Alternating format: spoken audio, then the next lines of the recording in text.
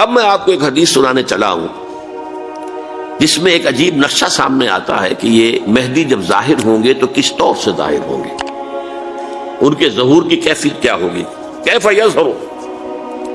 یہ روایت ہے حضرت ام سلمہ سے رضی اللہ تعالی عنہا، حضور کی زوجہ محترمہ ہیں، فرماتی ہیں ام سلمہ عن النبی صلی اللہ علیہ وسلم قال یکون اختلاف عند موت خلیفۃ، موت خلیفۃ، حضور نے فرمایا ایک خلیفہ کی موت پر اختلاف واقع ہو جائے گا، خانہ جنگی ہو جائے گی۔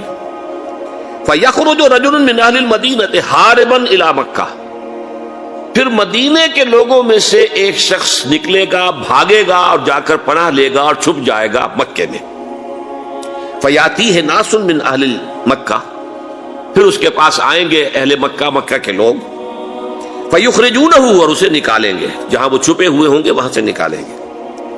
وَهُوَ كَارِهٌ، اور وہ بالکل اس کو پسند نہیں کر رہے ہوں گے، نہ وہ خواہش مند ہوں گے کہ ان کے ہاتھ پر بیعت کی جائے، نہ وہ یہ چاہیں گے کہ وہ میدان میں آئیں اور ان کو جو ہے اپنا لیڈر مانا جائے۔ وَهُوَ كَارِهٌ فَيُبَايِعُونَهُ بَيْنَ الرُّكْنِ وَالْمَقَامِ، لیکن لوگ جو ہے پھر اصرار کے ساتھ ان کے ہاتھ پر بیعت کریں گے رکن اور مقام کے درمیان۔ رکن وہ کونا ہے خانہ کعبہ کا جس میں حجر اسود لگا ہوا ہے، اور مقام ابراہیم جو ہے، ان دونوں کے مابین جو یہ علاقہ ہے یہاں پر وہ بیعت ہوگی۔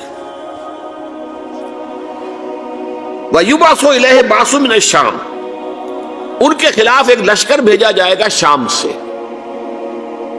نہیں کہا جا سکتا کہ باسی حکومت اس وقت کی جو ہے اس کی طرف سے کوئی مسئلہ اس طرح کا اٹھ کھڑا ہو، اس لیے کہ ابھی تو بہرحال باسی حکومت وہاں ہے۔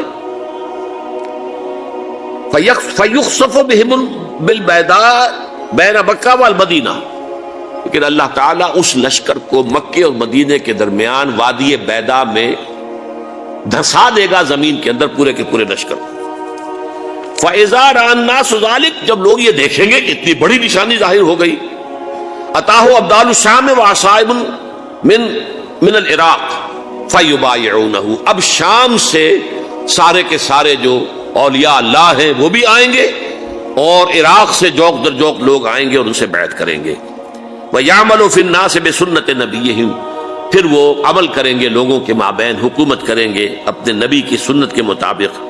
وَيُلْقِي الْإِسْلَامُ بِجَرَانِهِ، اور اسلام اپنی گردن زمین پر ٹکا دے گا۔ وَالْأَرْض فِي الْأَرْض، زمین میں۔ فَيَلْبَسُ 7 سنین، پھر وہ 7 برس تک حکمران رہیں گے۔ ثم یتوفا، پھر ان کا انتقال ہوگا۔ ویصلی علیہ المسلمون، اور مسلمان ان پر نماز پڑھیں گے۔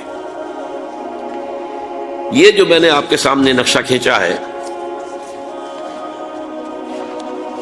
اس سے اب میں ایک نتیجہ نکالتا ہوں، اسے بھی میرا گمان کہیے، اختلاف بھی کر سکتے ہیں آپ، اگر اس کو وزنی سمجھے تو قبول بھی کر سکتے ہیں۔ وہ یہ ہے کہ میرے نزدیک ان کے ظہور کا وقت قریب ہے، اور اس کی تھوڑی سی بعد میں مجھے معلوم ہوا کہ جین ڈکسن غالباً نام ہے امریکن اس کا، جس نے یہ پیشن کوئی خبر دی تھی کہ 1962 میں عالم عرب میں ایک بچہ پیدا ہوا ہے کہ جو وہاں کا نقشہ بدل کر رکھ دے گا۔ یہ جین ڈکسن کی غالباً پیشن گوئی ہے۔ بہرحال مجھے اس کی پیشن گوئی سے کوئی دلچسپی نہیں ہے، میں تو جو احوال دیکھ رہا ہوں، یعنی اسرائیل کا قائم ہو جانا، اور اس کے بعد اب یروشلم کا مسلمانوں کے ہاتھوں سے نکل جانا، اور اب گویا کہ وہ الملحمۃ العظمیٰ جو ہے تلی کھڑی ہے، کسی بھی وقت جو ہے یہ جو ہے وہ لاوا پھٹ سکتا ہے، آتش فشاں پھٹ سکتا ہے۔ تو یہ تمام حالات ایسے ہیں کہ جن کی وجہ سے میں سمجھتا ہوں کہ ایک تو جو قرآن مجید کے اشارات میں نے آپ کو بتائے، 14 صدیاں 14 دن میں چاند کا پورا ہونا، والقمر اذا اتسق، 14 دن میں 14ویں کا چاند۔ اسی طرح اب یہ 14 صدیوں کے بعد یہ صدی جو 15ویں صدی ہے، یہ در حقیقت ظہور امام مہدی کی صدی ہے۔